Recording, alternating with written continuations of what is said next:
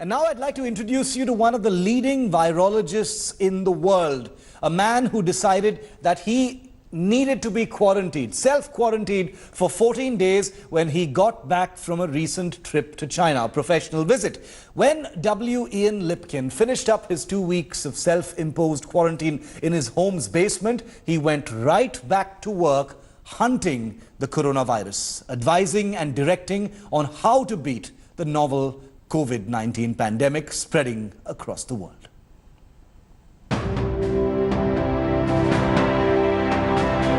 Dr. W Ian Lipkin has over 30 years of experience in diagnostics, microbial discovery and outbreak response. He is internationally recognized as an authority on the use of molecular methods for pathogen discovery. So it is no wonder then that he flew to China to investigate the outbreak of the coronavirus disease, now known as COVID-19. In his 3-decade-long career, Dr. Lipkin has many path-breaking firsts to his name. And over the years, he and his team have discovered or characterized more than 500 infectious agents, including Borna disease virus, West Nile virus, Lujo virus, and human rhinovirus C.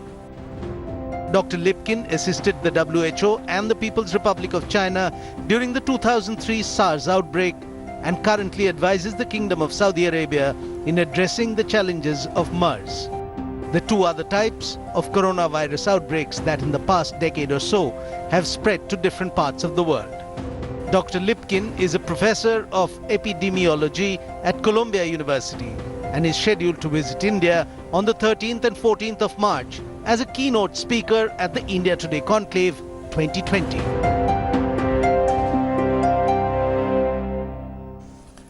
And we are very privileged to have with us on India Today Dr. W Ian Lipkin, who is not just one of the world's top virologists, but also John Snow Professor of Epidemiology at Columbia University. He's also Director of the Center for Infection and Immunity at the Mailman School of Public Health at Columbia University. Dr. Lipkin, thank you very much for giving us your time, at a time when it is the wisdom of people like you that is extremely valuable in the global fight against COVID-19 coronavirus. This is a very serious issue, so we very much value your time. My first question, Dr. Lipkin, it's been 3 months since the outbreak actually began.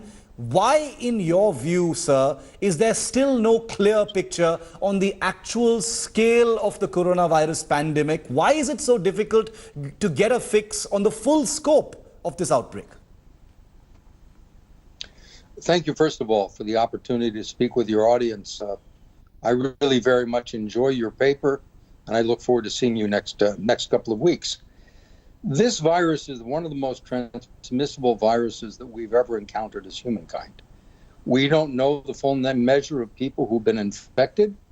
In part, this is because many people have very mild disease, and it's only those individuals who probably get a very large dose of the virus or who are otherwise compromised because of age or some other medical condition that shows signs of severe disease. So one of the ways in which we determine the full scope of infection is to use antibody tests. Antibody tests can give us evidence of previous infection even after the virus is gone. Once we complete those tests, we will know the full scope of people who've been infected with this virus. Right. My estimate is that when all is said and done, a large proportion of the world's population will have been infected. It may be even as much as seasonal flu. Dr. Lipkin, where are we in that fight? You say that when all is said and done, a large part of the world population might actually have been infected. It could be like the seasonal flu. But in your assessment, where are we in the current fight to achieving that point where it becomes something like the seasonal flu? Is the end anywhere in sight? Well, I don't know that there will be an end for this particular virus. It may, like influenza or measles, become something that we live with, develop vaccines for. It could well be that this is back with us again next year. The difference is, I think by the time the next season rolls around, either in the northern hemisphere or the southern hemisphere for respiratory season, which would be your winter months, Yes. you will see that we will have a vaccine. So a vaccine is probably about a year away. On the other hand, we are making strides collectively through this international cooperation toward beginning to come up with solutions for people who have severe disease. I know that China is starting a large study of individuals using something called plasma therapy. Yes. This is blood that's been collected from people who have recovered. There are also some drugs that look promising, at least with other coronavirus infections. One of the things that I would encourage your readers to do, as you begin to have people who are known to be infected, who have recovered, they should volunteer Yes. to provide plasma to your health authorities, ICMR, so that you can begin to develop your own plasma banks and you can treat people until such time as we have other drugs that are available and vaccines. This is something that's very, very useful and is a good thing to do for humanity. Dr. Lipkin, and I can assure you that people in India's healthcare system will be tuning in right now to listening to your words, because they've followed your work over the last 7 to 8 years as well very closely. So I can assure you that they're hanging on to everything that you're saying. Since you mentioned vaccines, Doctor, I wanted to ask you, you've been quoted as saying that the effort towards a vaccine right now is almost akin to an arms race. What exactly did you mean by that, sir? We are fighting against this virus. My friend, the late Nobel laureate Josh Lederberg, said that the last enemy that humans have on the planet, other than ourselves, of course, is viruses. And they will take us out unless we're smarter than they are. So they are continually emerging and re-emerging and mutating and evolving and becoming capable of causing more havoc. Yes. So again, by working together, and this is where people need, I think, to focus. If you think you are ill, you need to isolate yourself. Protect your fellow citizens. If you have recovered from this virus and you can donate plasma safely, please do so. If you can promote research into cures and vaccines and other methods for diagnosing these and other infections, please do so. We need everyone to work on this fight. Dr. Lipkin, you're a physician, you're a doctor, and you're a scientist. So you've looked at the effects on human beings, and you also, conduct research into the virus itself. The question, people want to know is this virus mutating as we speak? Is it becoming more deadly as we speak? Viruses are always evolving. They're always mutating, adapting to their environment. Yes. We don't know whether or not this virus is going to become capable of causing more disease or less disease. It really could go either way.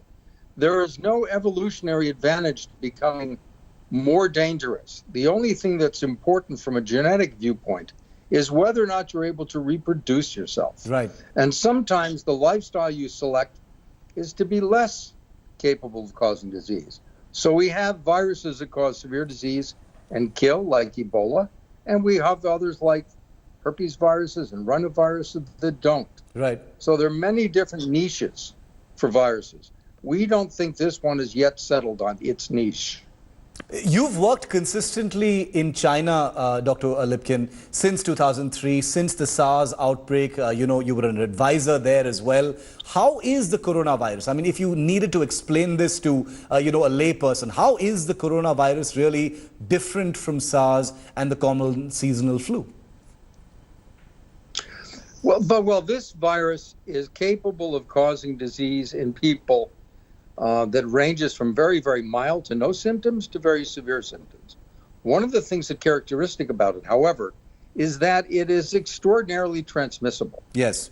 We think, for example, so the only cases that we're really aware of thus far are those people who present with severe disease or who have a PCR test that reveals its presence.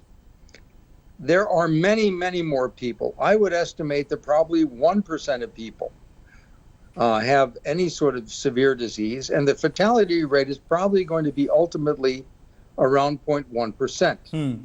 Similar to what we have with seasonal influenza.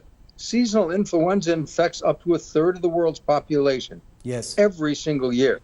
So this may be similar.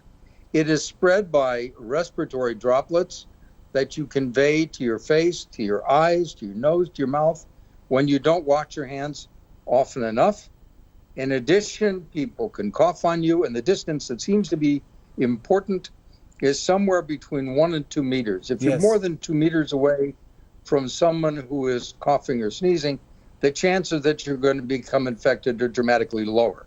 But this is why we are recommending for many people who would otherwise hold festivals and so forth this time of year, that this is not the right time. Okay, this is one not the that we right need time. to sit out. That is, in fact, something that's very high on people's minds, because all manner of events, congregations, as you might have heard, Dr. Lipkin, have been cancelled here in India as well. Another thing, since we're talking about India, it's been a week of panic with with this sudden spurt of cases leading to all manner of theories. One of them being that the onset of summer, the summer season, will actually see the virus recede in effectiveness. Is there any truth in that, sir?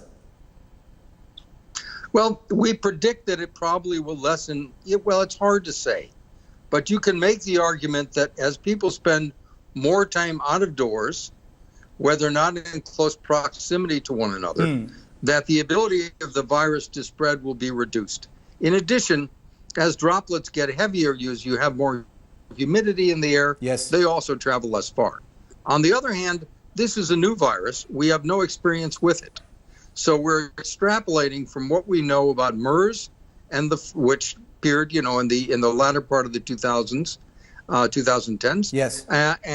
And this one, right, which in SARS in 2003. So people are still not even sure about the role of masks, versus gloves, versus caps, versus gowns. All kinds of things remain to be seen. Earlier this month, actually last week, I did an interview for a magazine here in New York where I said, I talked about what I called subway condoms. Yes. But the fact is, when you get onto a public conveyance and you're touching a handle or something that hundreds of other people have touched, you are running the risk of bacterial infections, viral infections, and so forth. So we encourage people to wear gloves. We think this is safer, at least for them. But then, of course, whatever you have in your glove gets carried to the next person. Yeah. But selfishly speaking, if you can avoid touching certain types of surfaces, you are much better off. You are safer. Now, I'm glad you brought up the issue of the subway condoms, because my next question is really about that. Because things like asking people to avoid touching surfaces has led to, an unusual sort of thing here in India, Dr. Lipkin. Like, there's been panic purchases of things like hand sanitizers and gloves and masks of every kind. People are hoarding these things. There are news reports that, things are being sold at a very high cost. How long can this virus actually stay on surfaces? There is going to be a paper published soon that will describe some of this. So what I can only talk to you about is previous work Yes. that has been done with SARS. For the most part, most surfaces, certainly by 48 to 72 hours, you don't have any viable virus. Right. Other surfaces, like cardboard, it will be substantially less. So this work is being done by a team, at least one team that I know of, at the National Institutes of Health in the U.S., led by Vincent Munster. Yes. And I'm hoping he's going to be reporting those data soon. That said, if you get onto a public conveyance and you don't have something that you can use between you and the handle, whatever might be infected, you simply wrap your hand around a pole. That works as well. The most important thing is that if you're going to touch something, you want to make certain that you wash your hands. Right. Before you touch your face. People touch their faces hundreds of times a day, and you convey the virus from the surface to the mucous membranes of the mouth, the nose, or the eyes, where you can infect yourself. This is good policy always anyway. The other thing, this is less of an issue in India than it is elsewhere. Yes. When you greet people, particularly like we do, handshaking, we don't do it anymore. Kissing on both cheeks, probably not a great idea. So I think this will have an impact on our culture. You know, apart from congregations, apart from the greetings, that you spoke about, Dr. Lipkin, would you say there are any thumb rules for travelers as well? Because that's another question that a lot of people have. You visited China, you came back to New York, you self-quarantined yourself, you take precautions in virtually everything you actually do, including the subway condoms. What would you say to travelers who are wondering about how to go about necessary travel? Well, you're not going to like what I have to tell you next. The only time that I ever get sick has been when I've been to India. And the last time was about 3 years ago when I went to Bhubaneswar, and I'm on my way to the airport, and we stop off at a monkey temple. And as I'm walking out of the exit, this monkey jumps on my back and sticks his fingers in my mouth. And everybody says, "Oh, that's such good luck." And I said, "No, I don't think so." And 24 hours later, I found out that indeed it was not good luck. Anyway, there are certain things that you cannot avoid when you travel. I think you need to be resilient. I think you need to make sure, again, that when you get up and use the washroom in a plane, that you make certain that you wash your hands when you come out so that you don't become infected. I wipe down surfaces as well. Many people feel that there's an advantage to wearing a mask when you're on the plane. If you want to do that, I think that's fine. There is a shortage of masks. Right. I think this is something that we need to address. Probably the best solution for that is to make more masks. But people who are buying up sanitizers and masks and selling them an inflated price are despicable. They're despicable people. Yeah. That's all I have to say. Is there this is one world. Is there a disconnect, Dr. Lipkin, between the global panic that we're seeing, even here in India over the coronavirus outbreak and the actual facts on the ground? Or do you think that the panic is largely justified given what we know, or rather don't know about it? Well, panic is never justified. Panic basically paralyzes you.